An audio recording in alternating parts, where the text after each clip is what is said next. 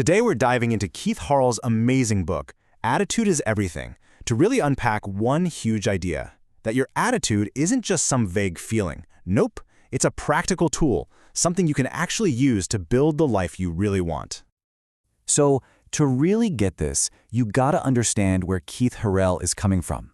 Picture this. He was a high school All-American, a total star in college basketball. The NBA draft, that was supposed to be his big moment, the culmination of everything. He told everyone this was his dream. But on the big day, nothing. Just silence. The phone never rang. His dream just collapsed. And that really brings us to the core question here. Not just for him, but for every single one of us. When you face that kind of crushing, soul-crushing disappointment, what do you do next? Because that moment, that choice, that's where it all begins. Now, Harrell argues that our reaction in those moments often comes from being weighed down by something he calls emotional baggage. You know, that invisible weight we all seem to carry around that just holds us back. And what's so key here is that this baggage isn't just about the past. It's this whole collection of unresolved negativity about yesterday, about what's happening right now, and about what might happen tomorrow. It's like trying to fly a plane with an anchor tied to it. You're just never going to get liftoff. So let's break that down, because it's super helpful. First, you've got the if-only baggage. This is all the regrets, right? If only I'd done this differently. Then there's the what-now baggage. That's the stress, the pressure of today. And finally, you have the what-if baggage, that paralyzing fear about the future. What if I fail? You see how it covers everything? Past, present, and future? And this difference in perspective, it shows up in the tiniest moments. A pessimist wakes up and thinks, good God, it's morning, already feeling the burden of the day. But the optimist, they wake up and say, good morning, God, seeing the blessing in a brand new day. It's the exact same morning, but that tiny shift in words, it reveals a completely different world, a completely different attitude. So, if the problem is all this baggage, then what in the world is the solution? Well, it really boils down to one incredibly empowering idea. You are in control. You have the power to choose. And listen, this isn't just some new age self-help idea. The legendary psychologist William James was saying this over a century ago. This is a fundamental truth about how we work. We can literally change our lives just by changing our minds. This leads to a huge shift in how you see everything. Look, life is always going to throw curveballs at you, disappointments, setbacks, you name it. Those are just events.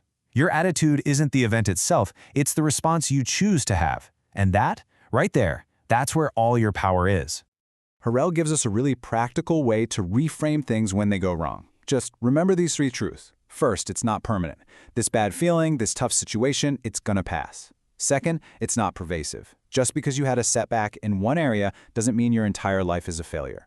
And third, it's not personal. Bad things happen to good people all the time. Life is random. It's not some personal attack against you. Okay, so knowing you have a choice is one thing, but actually making that choice, especially when you feel awful, that takes some tools. Harrell calls this an attitude tune-up. And this is the real challenge, isn't it? I mean, it's easy to be positive when things are going great, but how do you pull a positive attitude out of thin air when you're feeling the full weight of all that baggage? Harrell has this signature thing he does. When people ask him, how are you doing? He never says fine or okay. He always says super fantastic. Now, why does he do that? Because he believes you shouldn't just say how you feel, you should say how you want to feel. You are literally speaking your desired reality into existence. And it's not just about that one phrase. He offers a whole toolkit for this tune-up. Things like using affirmations to reprogram your brain, visualization to see yourself winning before you even start, and positive self-talk to become your own best coach. It also means generating enthusiasm, literally putting yourself in motion, and using humor to just lighten up and break a negative cycle. So finally, Harrell brings it all together by asking us to think bigger than just ourselves. The ultimate goal of a positive attitude isn't just about your own success. It's about the impact you have on other people. It's about your legacy. He tells this powerful story about a young man who leaves his village to go find wealth. He's gone for 7 years. When he comes back, he doesn't have gold or jewels. He has a handful of cocoa beans. The villagers are so disappointed until he explains he didn't bring them a temporary fix. He brought them seeds, the potential for a sustainable, prosperous future for everyone. And that idea is hammered home by this really stark quote that says the wealthiest place on earth isn't the oil fields, it's the cemetery. Why? Because it's filled with dreams that were never pursued, ideas that were never shared, potential that was never realized. The real tragedy is all the seeds that never got planted. So the final takeaway is this: your positive attitude, that's your seed.